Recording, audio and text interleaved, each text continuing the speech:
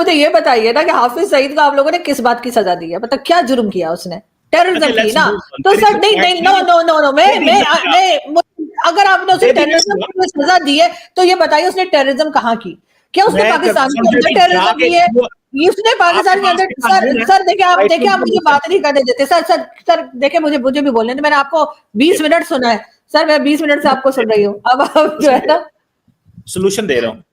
नहीं, मुझे बात तो करने दे, फिर सोल्यूशन दिएगा ना, मुझे बात तो करने दे। देखिए हाफिज सईद को आप लोगों ने 31 इयर्स की फॉर एग्जांपल आपने सजा दी है, ठीक है, किस बात पे? टेररिज्म पे। कहाँ की उसने टेररिज्म?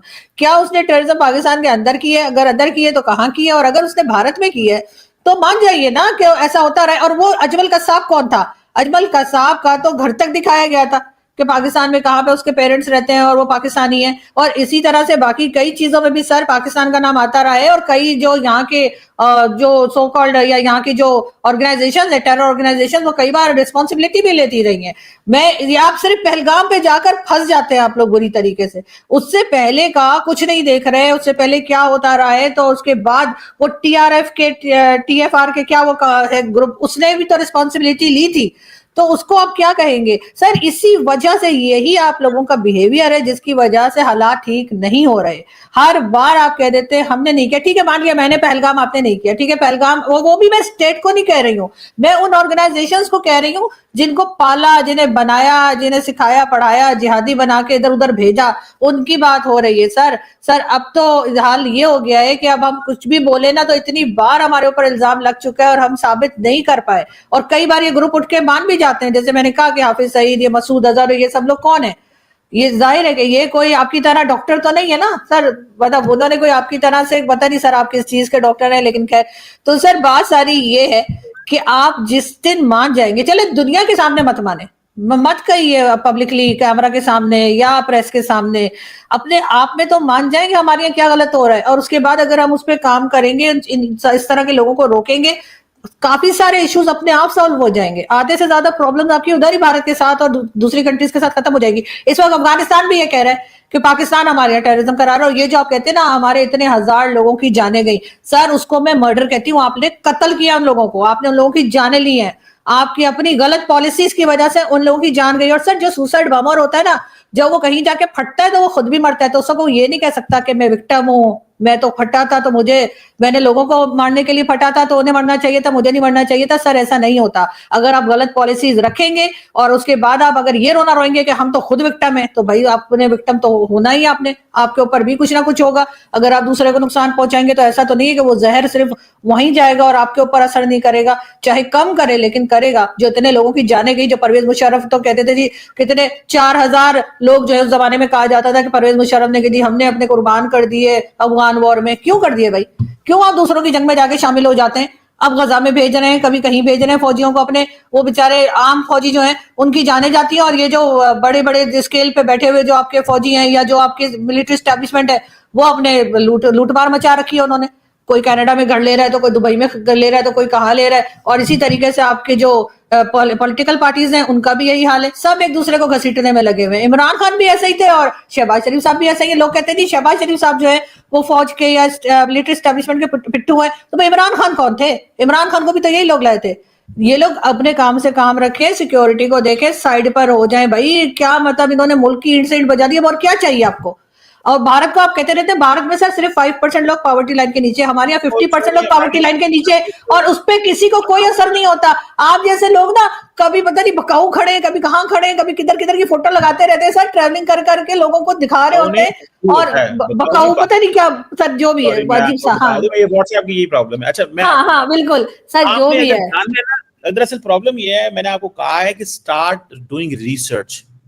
जब आप रिसर्च करना शुरू कर देगी आपकी जिंदगी आसान हो जाएगी। आप बार बार एक सवाल पूछनी है, भाई हाफिज सईद को किस कानून के तहत सजा हुई? बिल्कुल, बहुत अच्छा सवाल है। Have you studied the UN Security Council resolution under which he has been implicated in Pakistan? Sir देखें, मुझे इतना पता है। मेरा सवाल सुन ले and then मुझे have you read UN Security Council resolution जिनके तहत उसको पनिश किया गया? बिल्कुल सर, किसी और का पढ़ाओ ना पढ़ाओ, हाफिज सईद जो है उसका मैंने बहुत अच्छे से स्टडी किया, और सर गूगल करके किया, व्हाट्सएप पे नहीं किया जैसे आप करते हैं। लेकिन बात सर ये आप मानते क्यों नहीं सर, आप इतने टची क्यों हो जाते हैं हाफिज सईद पे, मुझे ये समझ नहीं आती कि आप ऐसे डिफेंड करने के लिए कूद पड़ते हैं कि जैसे पता नहीं आपका कोई वो नेशनल हीरो है, जैसे इस तरह से आप डिफेंड करने के लिए कूद पड़ते हैं। और जैसे मैंने आपसे पूछा, मुझे बताइए ना उसको किस लिए सजा मिली है, देखिए और छोड़ दे उसको। आपने अपने पिछले सर कितने 24 मिनट्स के शो में सर 20 मिनट आप ही बोलते रहे, इसीलिए मैं कह रही हूँ फाइल मुझे भेजिएगा, मैं लगा जो मैं चीज आपसे पूछने लगो ना, आपको वो अगर आप कर लेना, यही तो प्रॉब्लम है आप लोगों का। आपको पता ही नहीं है यूएन सिक्योरिटी काउंसिल रेजोल्यूशन 1267 1373 जिसके तहत उसको इंप्लीकेट किया है, जाके पढ़े उसके ऊपर क्या चार्जेस हैं।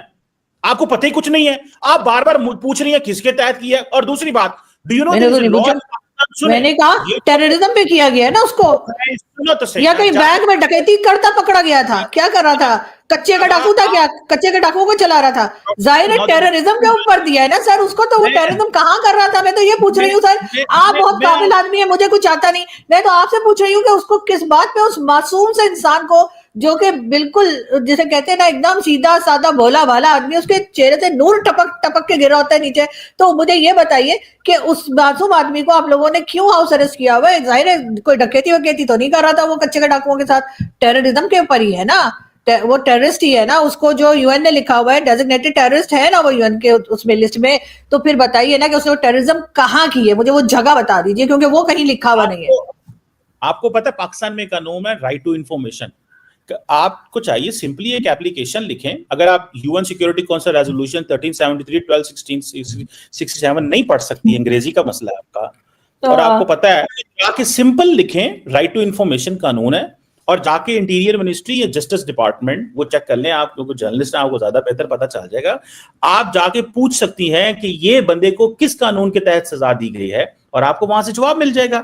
अगर आप वो नहीं कर सकती तो आप जो सिक्योरिटी काउंसिल रेजोल्यूशन है उनके तहत, जिनके तहत उसको सजा दी सर उसको डेजिग्नेटेड टेररिस्ट क्यों बोला है, उसको साइंटिस्ट क्यों नहीं बोला, उसको आपकी तरह डॉक्टर हाफिज सईद क्यों नहीं बोलते, बताइए ना। मैं एक बात बताऊं फ्रैंकली, अगर तो कन्वर्सेशन का अगर आपने वाकई सॉल्यूशन निकालना हो तो फिर ठीक है, अगर आपने थिएटर लगाना हो और आपके पास आर्गुमेंट ना हो, लॉजिक ना हो, मैं आपसे क्या कह रहा हूं सर, मैं आपसे क्या कह रही हूँ, मैं लॉजिकली बात कर रही हूँ सर। आप अजीब आदमी है, आप जो है वो अपने गेस्ट की हर बात को रिजेक्ट कर देते हैं, और साथ ही आप ये बता देते हैं कि ये तो पढ़े लिखे नहीं है, इनको तो कुछ पढ़ना नहीं आता, इनको तो ना कोई जबान आती है ना कुछ, इन्होंने किताब देखी है। सर किताबें तो मैंने बहुत देखी है, और आपके पीछे इतनी किताबें ना सर मैं अक्सर देखती हूँ, लेकिन मुझे ये बताइए कि छोड़ दीजिए, आप जरा टची हो जाते हैं हाफिज सईद पे, कोई और बात कीजिए।